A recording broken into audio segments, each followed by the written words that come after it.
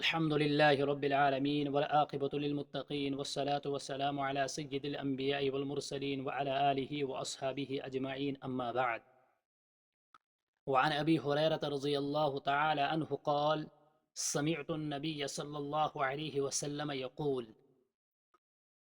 كل أمتي معافى إلا المجاهرين، وإن من المجاهرة أن يعمل الرجل بالليل عملا ثم يصبح وقد ستره الله عليه فيقول: يا فلان قد عملت البارحة كذا وكذا، وقد بات يستره ربه، ويصبح يكشف ستر الله عنه، أو كما قال عليه الصلاة والتسليم. معزز سامعین کرام، یہ بخاری اور مسلم کی روایت ہے۔ اس روایت میں نبی اکرم صلی اللہ علیہ وسلم نے اس شخص کا تذکرہ کیا ہے جس کو اللہ رب العزت معاف نہیں کریں گے۔ نبی اکرم صلی اللہ علیہ وسلم نے بیان فرمایا کہ کل امتی معافن، میری امت کے ہر فرد کو معاف کیا جائے گا، الا المجاہرین، سوائے مجاہرین کے۔ مجاہرین کا مطلب عربی میں یہ باب مفاعلہ سے جاہر یجاہر مجاہرتن، ظاہر کرنا، اعلان کرنا۔ مطلب اس روایت کا یہ ہے کہ آپ صلی اللہ علیہ وسلم نے فرمایا کہ اللہ رب العزت مجاہرین کو معاف نہیں کریں گے۔ علماء کرام نے بیان فرمایا ہے کہ انسان بشر ہے اور بتقاضۂ بشریت انسان سے گناہ ہو جاتا ہے۔ اگر انسان توبہ کرتا ہے، اس کے دل میں ندامت اور شرمندگی ہوتی ہے تو اللہ رب العزت اس کو معاف کر دیتے ہیں۔ لیکن جس شخص کا تذکرہ اس روایت میں ہے، یہ شخص ایسا ہے کہ ندامت تو دور، شرمندگی تو دور، یہ اس عمل کی تشہیر کرتا ہے۔ وَإِنَّ مِنَ الْمُجَاهَرِ، آپ صلی اللہ علیہ وسلم نے فرمایا کہ مجاہرت، مجاہر کون سا شخص ہے، مجاہرت کیا ہے؟ تو اس کی تشریح کرتے ہوئے بیان فرمایا کہ ان یعمل الرجل باللیل عملا، کہ انسان رات میں کوئی عمل کرتا ہے، انسان رات میں کوئی اس سے کوئی خطا ہو جاتی ہے، اس سے کوئی گناہ سرزد ہوتا ہے، تو اللہ رب العزت اس کے گناہ پر پردہ ڈال دیتا ہے، اس کے گناہ کو چھپا دیتے ہیں۔ لیکن صبح جب ہوتی ہے، وہ انسان خود اٹھتا ہے اور اٹھ کر اپنے یاروں سے، اپنے دوستوں سے اعلان کرتا ہے کہ رات کو میں نے یہ کام کیا، رات کو میں نے یہ کام کیا، فلاں سے میری فون پر بات ہوئی، رات کو میں نے ایسا جرم کیا۔ وہ اس کو جرم سمجھتا نہیں ہے، لیکن بس دوستوں کے سامنے اس کی تشہیر کرتا ہے۔ تو گویا کہ اس انسان کے دل میں اللہ رب العزت اور اس کے حبیب کے احکامات کی کوئی حیثیت ہی نہیں۔ وہ اللہ اور اللہ کے رسول کے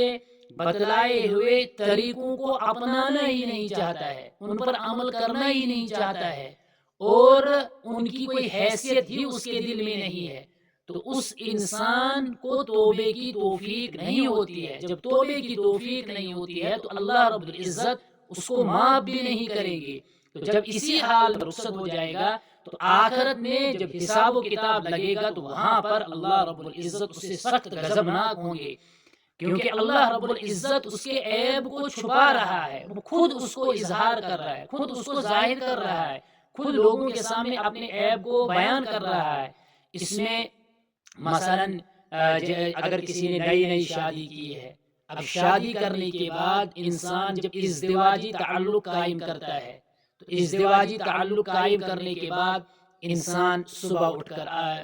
مرد جو ہے اپنے دوستوں میں جائے گا اور پھر رات کے وہ تمام احوال بیان کرے گا، جو پردہ ہے کہ میاں بیوی کو آپس میں کہا کہ ہن لباس لکم وانتم لباس لہن، کہ تم جو ہے عورتیں تمہارا لباس ہے، تم عورتوں کے لباس ہو۔ تو جب اس کو لباس کہا ہے تو وہ اس کو صبح اٹھ کر تشہیر کرتا ہے کہ ایسا کیا، یہ کیا، یہ کیا، یہ کیا۔ اس کو کہتے ہیں مجاہر، اسی طریقے سے عورت اپنی سہیلیوں میں جا کر کہ اس طریقے سے اس طریقے سے اس طریقے سے، تو اس شخص پر اللہ رب العزت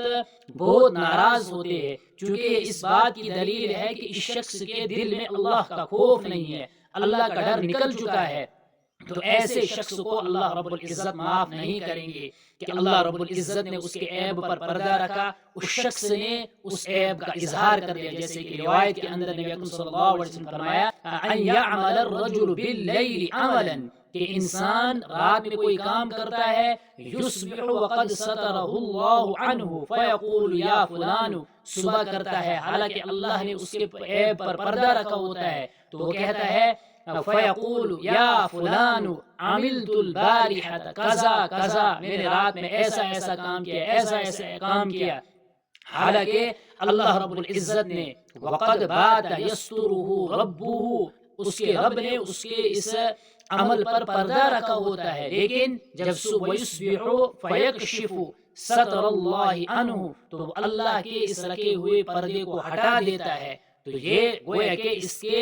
دل میں اللہ کا خوف اور اللہ کا ڈر نہیں ہے، تو ایسے شخص کو اللہ رب العزت معاف نہیں کرے گا۔ اللہ رب العزت سے دعا ہے کہ ہمیں اس عمل سے باز رہنے کی توفیق عطا فرمائے۔ ہمارے لیے سبق اور درس اس میں یہی ہے کہ ہم اس چیز سے باز رہے جو چیز ہماری آخرت خراب کرنے کا سبب بنتی ہے،